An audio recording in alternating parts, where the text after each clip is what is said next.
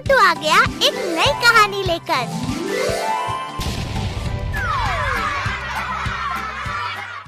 गरीब बच्चे का जादुई पेन।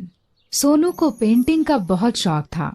उसे जब भी खाली समय मिलता था वह उस समय चित्र बनाया करता था। इसके लिए उसे अपनी माँ से डांट भी खानी पड़ती थी। सोनू की माँ चाहती थी कि सोनू सिर्फ अपनी पढ़ाई पर ध्यान दे। एक दिन सोनू स्कूल से वापस घर लौट रहा था, तभी उसकी नजर झाड़ियों के नीचे एक डिब्बे पर पड़ी। वह डिब्बा चमक रहा था। सोनू तुरंत उस डिब्बे को उठा लेता है और उसे अपने बैग में रखकर अपने साथ अपने घर ले आता है। घर पहुंचकर सोनू उस डिब्बे के बारे में भूल गया और अपने दोस्तों के साथ घूमने निकल गया। शाम को घर पहुंचने के बाद उसने कुछ देर पढ़ाई की और खाना खाकर सो गया। रात में उसे नींद में एक सपना आया जिसमें उसे एक बाबा दिखाई दिए। बाबा ने सोनू को इस डिब्बे में रखे हुए जादुई पेन के बारे में बताया और कहा, इस पेन से तुम जो भी चित्र बनाओगे वो वास्तव में प्रकट हो जाएगा, और जब तक तुम इस पेन का इस्तेमाल दूसरों की भलाई के लिए करोगे तब तक ये तुम्हारे साथ रहेगा, और जिस दिन तुमने इसका इस्तेमाल अपने स्वार्थ के लिए किया ये गायब हो जाएगा। इतना कहते ही वह बाबा सोनू के सपने से गायब हो गया और सोनू की नींद खुल गई। सोनू अपने बिस्तर से उठकर भागते हुए अपने बैग के पास गया और उसमें से वह डिब्बा निकाला और जब उसे खोला उसमें सच में जादुई पेन रखा था। सोनू ने अपने बैग से एक कॉपी निकालकर उस पेन से सेब का चित्र बनाना शुरू कर दिया और सोनू ने जैसे ही चित्र खत्म किया उसके सामने सच में सेब आ गया। यह देखकर सोनू खुशी से उछलने लगा और उसने जादुई पेन वापस अपने बैग में रख लिया। सुबह होते ही वह अपने स्कूल जाने के लिए तैयार होने लगा। उसी वक्त उसकी छोटी बहन भूख के कारण रोने लगी, लेकिन सोनू के घर में उसे पिलाने के लिए दूध भी नहीं था। यह देखकर सोनू को जादुई पेन के बारे में याद आया और वह भागकर कॉपी पेन से चित्र बनाने लगा। उसने अपने पेन से कॉपी पर दूध से भरी बोतल बना दी और दूध से भरी बोतल उसके सामने आ गई। उसने दूध की बोतल अपनी बहन को दे दी। यह देखकर सोनू की माँ ने उससे पूछा कि यह दूध की बोतल कहाँ से आई, तो उसने माँ को जादुई पेन के बारे में बताया। यह सुनकर सोनू की माँ चौंक गई। इतने में सोनू का दोस्त मोंटू उसके घर उसे स्कूल के लिए बुलाने आ गया। सोनू, आज स्कूल नहीं चलना क्या? आता हूँ। इतना कहकर सोनू ने अपना बैग उठाया और स्कूल के लिए निकल पड़ा।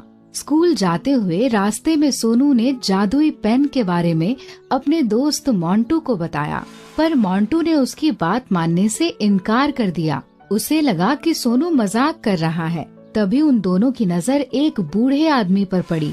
वह बिना चप्पल के पैदल चल रहा था। दोनों को उस पर दया आ रही थी। इस बेचारे आदमी की हालत कितनी खराब है। बेचारे के पास पहनने के लिए चप्पल भी नहीं है। हाँ, मुझे भी इस पर बहुत दया आ रही है। हमें इसके लिए कुछ करना चाहिए, लेकिन हम क्या कर सकते हैं सोनू? हमारे पास तो पैसे भी नहीं। मैं कुछ करता हूँ, रुको जरा। सोनू ने अपने बैग से पेंसिल और कॉपी निकालकर चप्पल का चित्र बना दिया और जैसे ही चित्र खत्म हुआ चप्पलों का जोड़ा उनके सामने आ गया। दोनों भागते हुए गए और चप्पल उस बुजुर्ग इंसान के पैर में पहना दी। यह देखकर बुजुर्ग इंसान बहुत खुश हुआ और दोनों को दुआएं देने लगा। बुजुर्ग की दुआएं सुनकर दोनों के चेहरों पर मुस्कान आ गई। वाह सोनू, ये तो सचमुच कमाल हो गया। चल, हमें स्कूल के लिए देर हो रही है। इस जादुई पेन को हम बाद में देखेंगे। हाँ, चल जल्दी चलते हैं। तुम्हें ये जादुई पेन कहाँ से मिली? जब मैं कल स्कूल से वापस लौट रहा था तब मुझे ये रास्ते पर एक डब्बे के अंदर मिली। क्या तुम इससे किसी भी चीज का चित्र बनाओगे और वो तुम्हें मिल जाएगी? शायद, अभी तक तो ऐसा ही लगता है। ऐसे ही बातें करते करते दोनों स्कूल पहुंच गए। दोनों अपनी कक्षा में पहुंचकर कक्षा की अंतिम सीट पर जाकर बैठ गए और कक्षा प्रारंभ हो गई।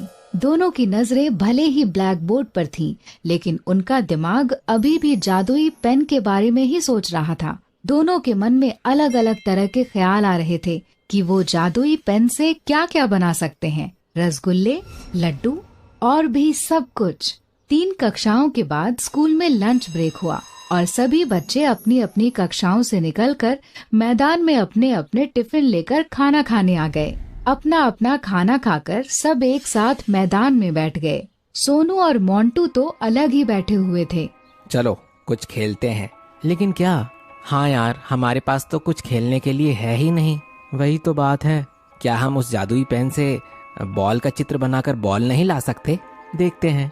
दोनों सोनू और मोंटू अपने कक्षा में चले गए और सोनू ने बॉल का चित्र बनाना शुरू कर दिया।